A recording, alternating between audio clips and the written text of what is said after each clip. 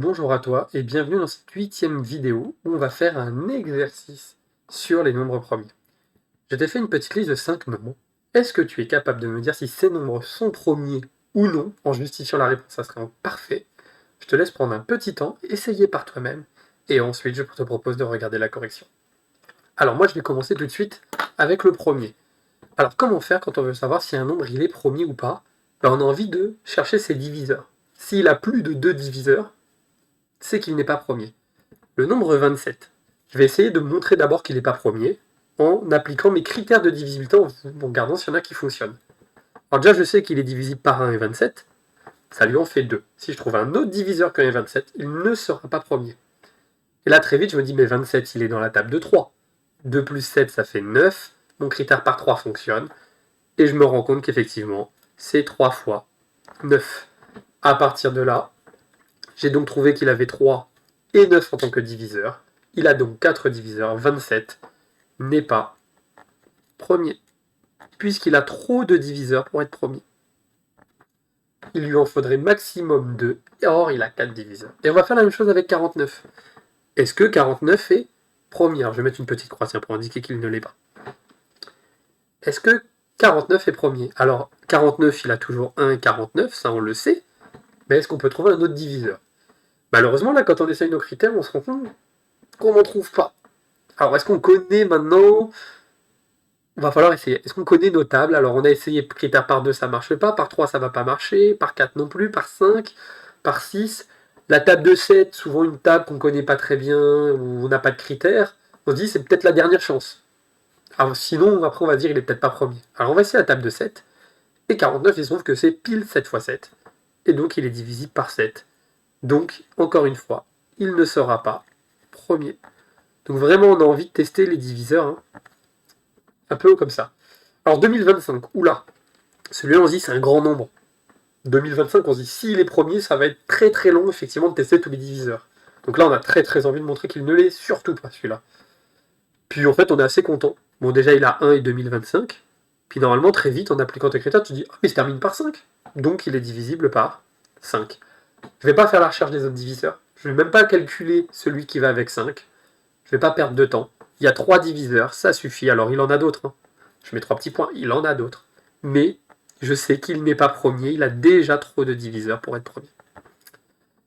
Ok, on continue avec 71. 71, pareil, je sais qu'il est divisible par 1 et par 71. Puis je vais essayer maintenant avec mes critères. Alors par 2, ça marche pas. Par 3 non plus. 4 non plus. 5, 6.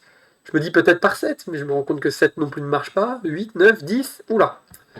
Là, je me dis, ça sent mauvais pour celui-là. Et les 10 premiers nombres entiers ne fonctionnent pas. Mais comment être sûr? Est-ce que je vais tester tous les diviseurs jusqu'à 71? Ça va être un petit peu long quand même. Alors on a une technique pour ça. Je vais te la présenter juste en dessous. Pour 71, si on veut gagner un peu de temps, une idée, ça pourrait être de calculer la racine carrée de ce nombre. Alors, deux possibilités pour faire la racine carrée. Tu as la calculatrice, tu tapes la calculatrice et tu prends la valeur approchée, ça va aller très vite. Deuxième possibilité, tu n'as pas la calculatrice. En fait, on peut les retrouver assez facilement. Si on connaît ces carrés. Je sais par exemple que 7 au carré, ça fait 49.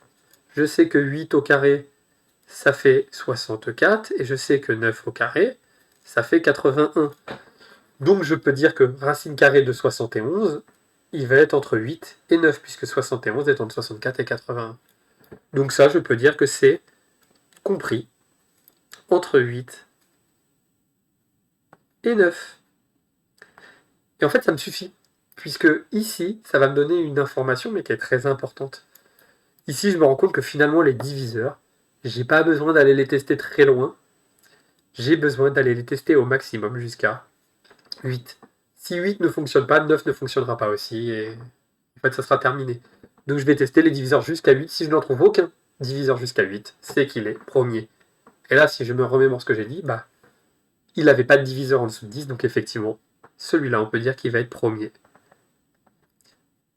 Donc là, tout simplement, l'idée pour montrer qu'il est effectivement, c'est qu'ici, comme la racine carrée, elle est entre 8 et 9, on va tester les diviseurs. On teste jusqu'à 8. Et il n'y a pas besoin d'aller plus loin. Si je n'en trouve pas, ça sera terminé. Alors le cinquième, eh ben on va regarder le cinquième. Est-ce qu'il est premier, le numéro 5? 123 est-il premier? Alors encore une fois, on va tester d'abord les premiers critères de divisibilité. Si on en trouve un qui marche, c'est déjà fini. Alors il est divisible par 1 et par 123, ça on le sait, c'est tout le temps le cas.